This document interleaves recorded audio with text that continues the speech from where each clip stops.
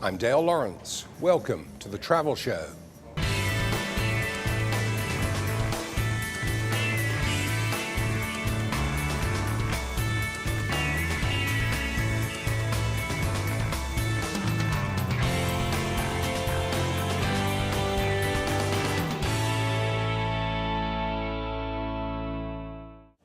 Thanks for joining us. This week we've returned to the Dream Hotel in Bangkok as we look back at the Mekong Tourism Forum. This was a two-day conference and exhibition held in Pak Se, southern Laos in the province of Champasak. The theme for this year's forum was Destination Mekong, the Making of a Star. Here's the Executive Director of the Mekong Tourism Coordinating Office, Mason Florence. It is a great honor to be here in Pak Se in Champasak Province for the Mekong Tourism Forum 2011. I came in 2009 to the Lao Ecotourism Forum in Vientiane, and it was the first time that I saw booths like this made of bamboo and natural materials, and I thought it was so great.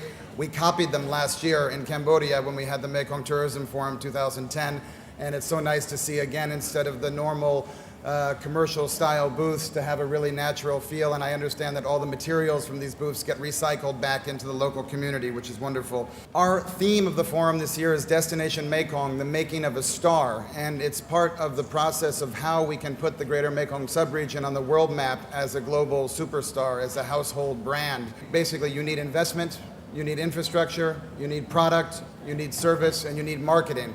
So of these 5 components, we have today at the forum and tomorrow panel discussions and presentations that will hopefully come together at the end to see how we can promote the region as a superstar around the world. Delegates to the Mekong Tourism Forum were given a very warm welcome by the Governor of Champasak Province, Sonachai Siphandone.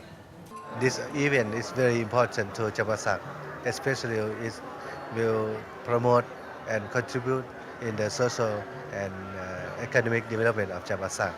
The sector that development in Champasak is a tourist sector. As you know that Champasak, we have the share border with Thailand. That's why that more visitors, especially for international visitors, is come from Thailand. But we have planned to extend our tourism visitor from the third country.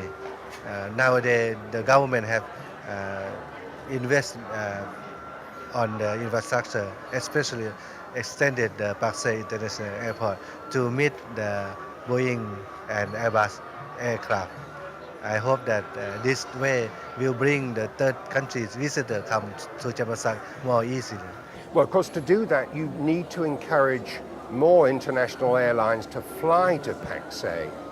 For the Pak Se or Champasak government, we belong to the central government, and we propose that the government have to make the policy for the open sky that let the international airline to land to the Pak Se airport as well.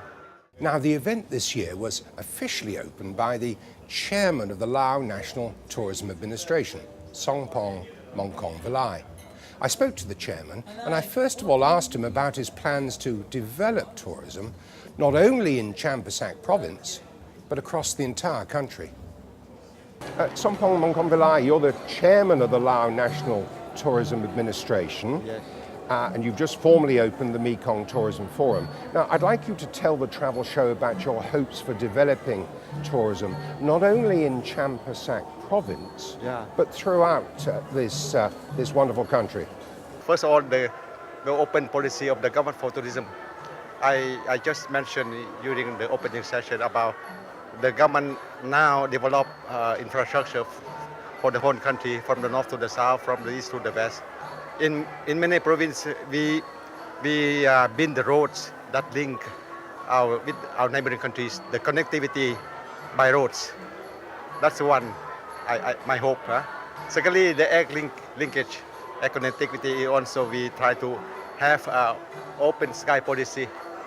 You see, open sky, that means we invite also our neighboring countries to fly to Laos for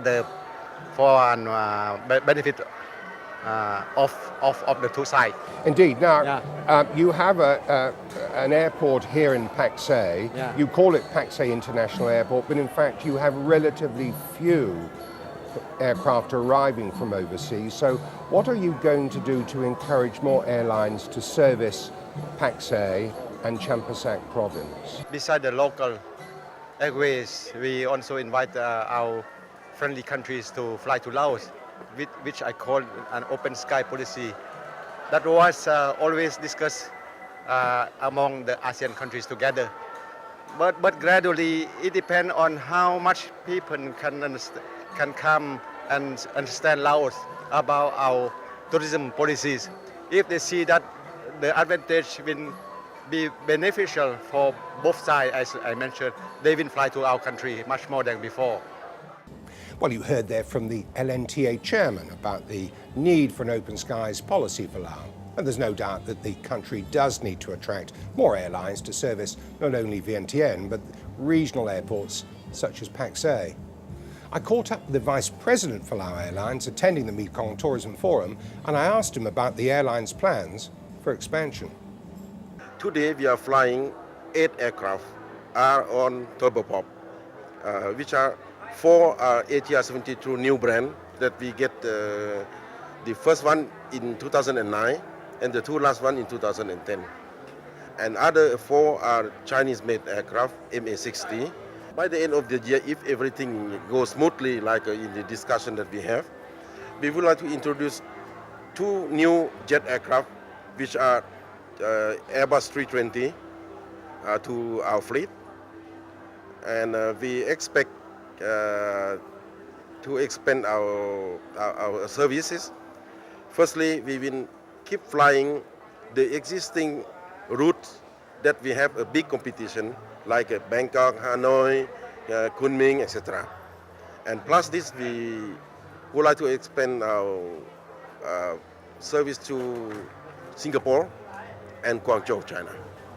Now, looking towards the medium and longer term, do you see a day coming when you will have a long-haul fleet? Because to fly long haul, we have to be very, very strict with the regulation of IATA. Now we are working on the SMS. It means Security Management System. So if we got that, so it will be easier for us to go and share and to make the cooperation with other airlines, like code sharing, fly, something like that. Indeed. I mean, the point I wanted to make was that at the moment, obviously a significant number, more than 50% of visitors to Laos come from Thailand. And indeed, long-haul international visitors to Southeast Asia are probably landing in somewhere like Bangkok first, and then possibly choosing Laos as part of their holiday itinerary. You could penetrate much more effectively the long-haul source markets if you had a long-haul fleet at your disposal. Yeah, this is our expectation to get the tourists flying long haul, because today they come and stop in Bangkok or in Chiang Mai. Mostly we get the tourists visiting Laos from Chiang Mai. The European coming to Chiang Mai and they learn that there are some destination here in Laos, and they come especially to Luang Prabang and take the flight from Luang Prabang to Siem Reap. We'll be back with more highlights from the Mekong Tourism Forum after the break, but first, here's a roundup of the latest news.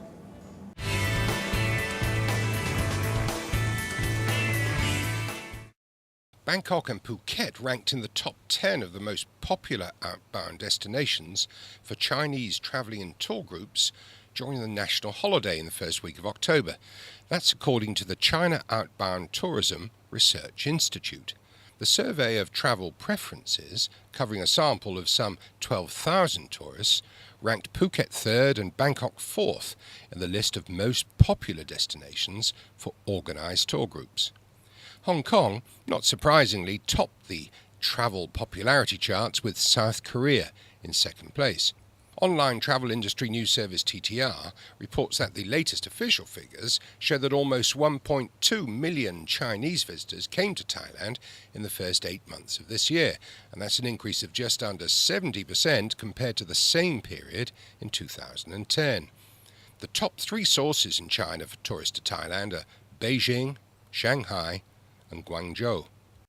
A senior consultant at the Institute for Small and Medium Enterprises Development is calling for easier visa rules to boost the medical tourism sector in Thailand.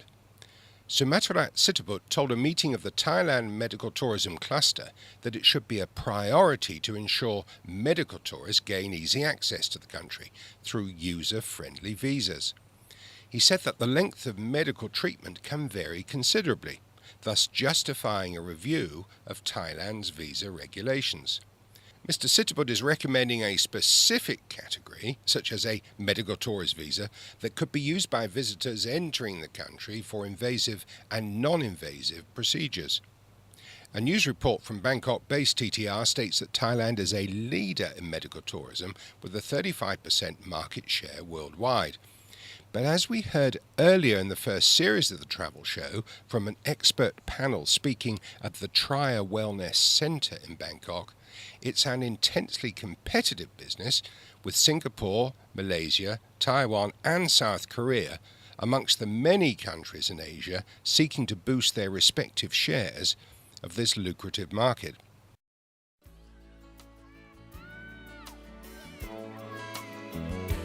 There's a place in your heart, and I know that it is love. And this place is much brighter than tomorrow. And if you really try, you'll find there's no need to cry. In this place, you feel there's no hurt or sorrow. There are ways to get there if you care enough for the living. Make a little space, make a better place, heal the world, make it a better place for you and for me and the entire human race. There are people dying. If you care enough for the living, make a better place for you and for me.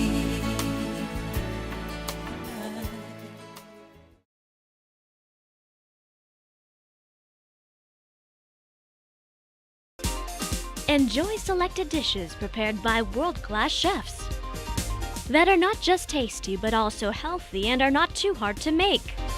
Exotic cuisine from all across Thailand. The spices of Thailand.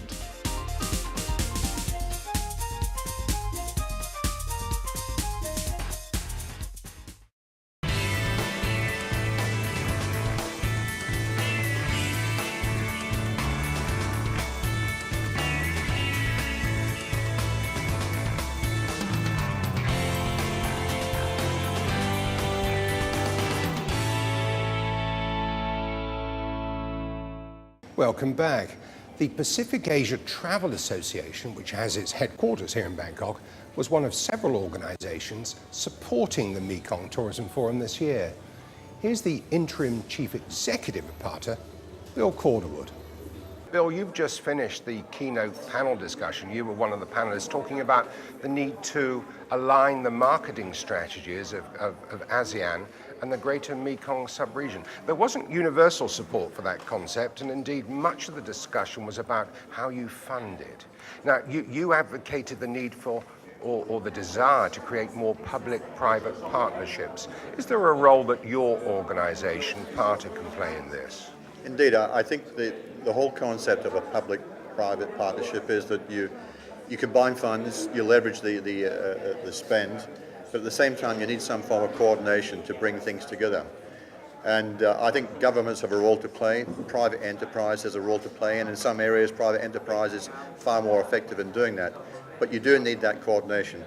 PATA is certainly one organisation which can provide that.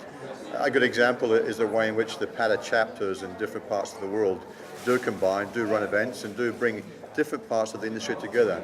And it's proven very successful in building business, networking, and also providing good vehicles which individual companies couldn't do themselves.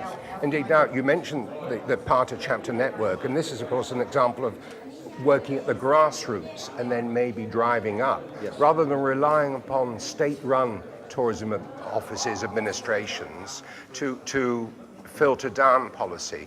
Do you think that's got some future then in this particular region? Indeed, I think the government can do certain things. I think the government they have a role to play in terms of making access simple, getting infrastructure underway, addressing issues like visas, etc., and also encouraging increased air access as well. But the industry itself, it's their livelihood. They know the best way in which they can actually reach different consumers. So the government can create the situation, it can create the awareness, it can create the vehicles, but the industry are the ones who will effectively use it. And so I think there has been examples where in the past it's worked very, very well, and there's no reason why it can't work well in the Mekong. Indeed. Now, one of your fellow panelists, Lucy Matzig, a former member actually of the party executive board, CEO of a very successful tour company based in Bangkok, Asian Trails, he put forward the view that the ASEAN and Mekong regions should be separate. I mean, do you agree with that? I think that Mekong itself is a very strong sub-brand, and the focus should be on that. If Mekong gets subsumed by just talking about ASEAN, it's a danger for that. Mekong in itself has a unique personality, and it should be used. Mekong in itself is as a secondary destination in that it attracts repeat travelers. Mekong itself has also got great appeal to certain segments of the market. So I think the important thing is to understand exactly what the Mekong brand is, how it can actually be used effectively, and to make sure it has a chance to survive and run on its own.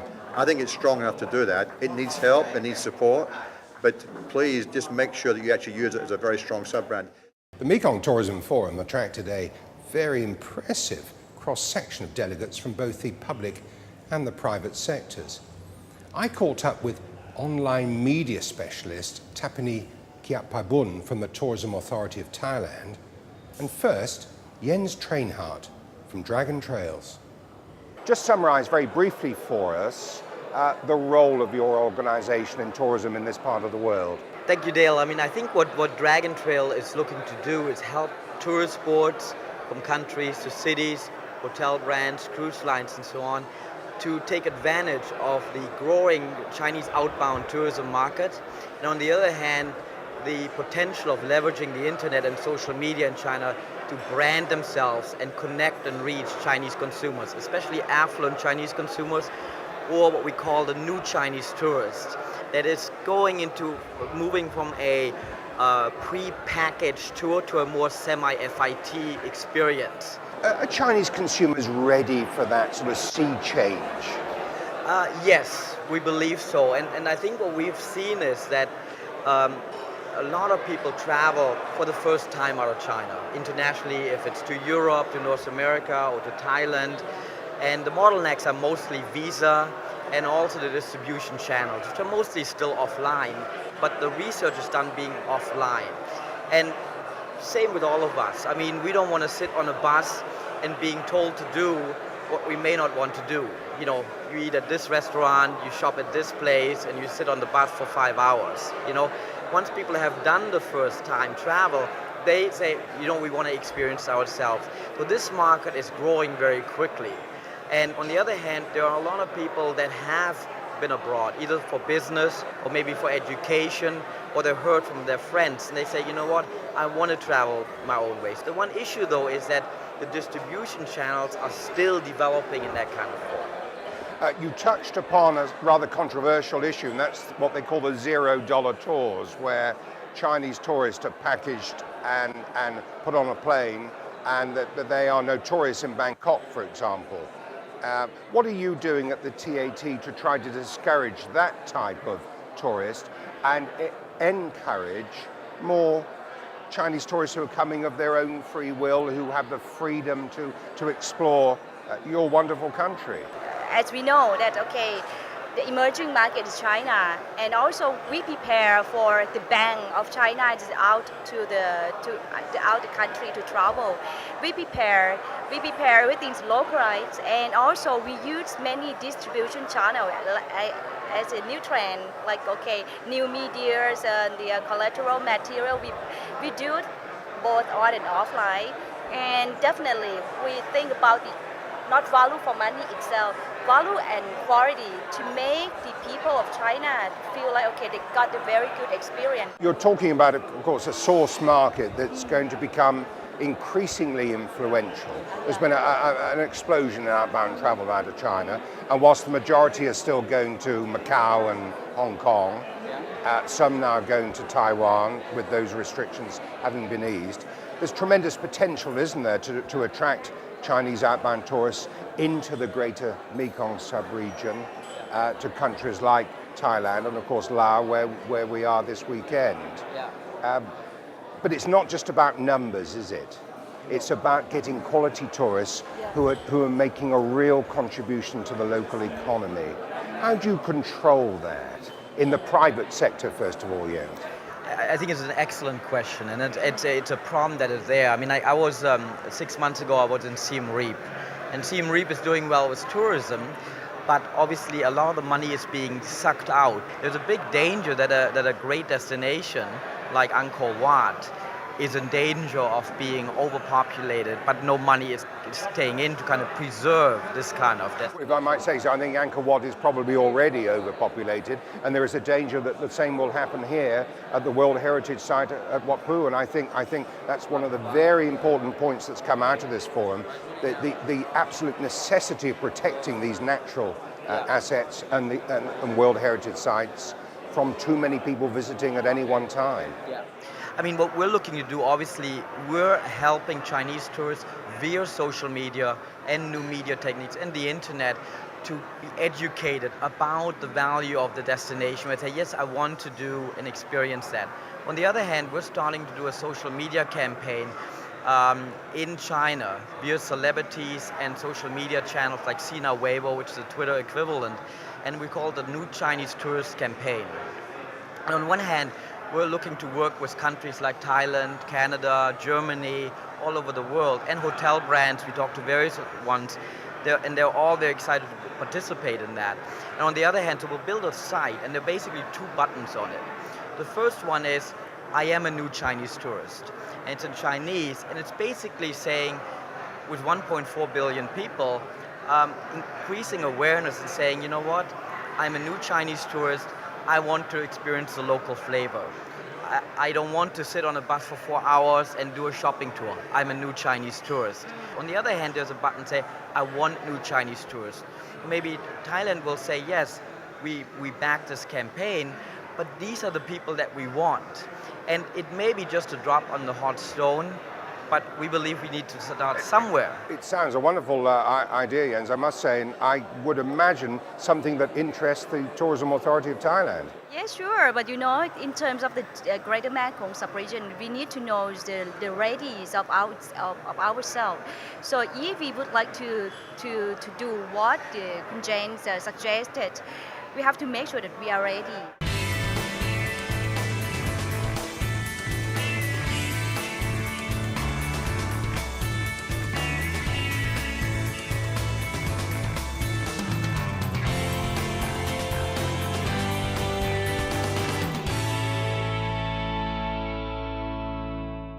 APEC, the Asia-Pacific Economic Cooperation.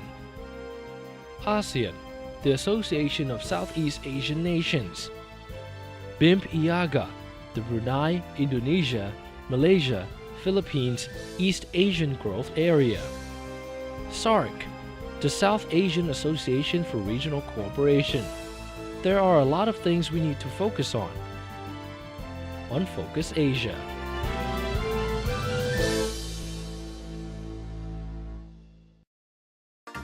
Every year, millions of foreigners enjoy the sights and sounds the Land of Smiles always has on offer. Which locations and experiences are your favorite? Share them with us here on TAN Network. Email pictures of yourself or your family at your favorite Thai destinations, and we'll share them on air with TAN viewers nationwide. Send your chosen poses to tanviewer@gmail.com. Don't forget to tell us where the picture was taken and why the location made such a lasting impression. We'll be rewarding the happiest pictures with TAN Network jackets, so do join in and share your happy moments with us.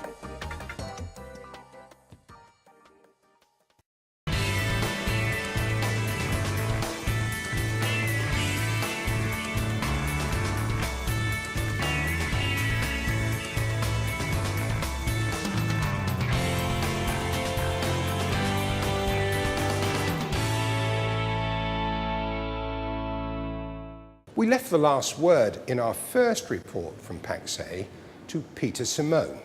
Now, Peter's a very knowledgeable and experienced tourism industry executive with a wealth of knowledge about the Greater Mekong sub-region. I asked Peter just to sum up his thoughts on how the conference had gone so far. I think it's been superb. I think it's been wonderful.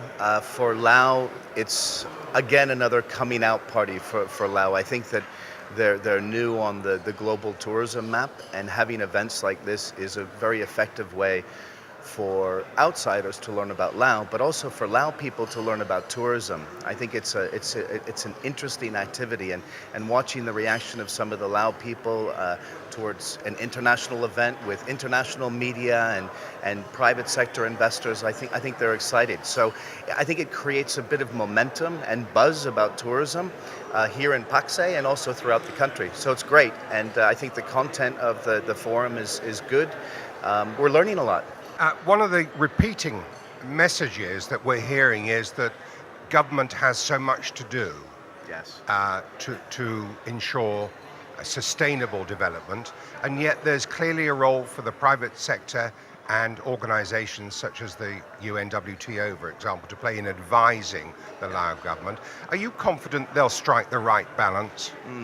I think it's a very tough question, and I appreciate the question. Look, I think that governments are sort of in an early stage of understanding how tourism is developed over a long period of time. And there's still a real insistence on looking at the economics purely from how many visitors are arriving to the country. And if you've increased by 10% your visitor arrivals from last year, then you've succeeded. And unfortunately, we know, and there's a lot of studies that verify that this is not the fact, that it needs to be looked at from an economic perspective, and it needs to be, I think, part of the overall national, or in this case regional, planning. You need to look at it from the Ministry of Finance's perspective, from the Prime Minister's office, from not just the tourism department. So I think that tourism is still a little bit misunderstood. While everybody thinks that they understand what's going on, I think that there's a lot of room to enhance the understanding and to take a more holistic approach to how you develop tourism, looking not only at the numbers, but how much are they spending, what's their length of stay. And I think that the role of the UNWTO or the Luxembourg government, which is who I'm representing right now, I think we have the opportunity to provide some of this expertise that might start to shift the understanding and the goals of tourism. Why are we actually engaged in tourism? Are we engaged in tourism because we want to make money for a lot of people at different levels of the community?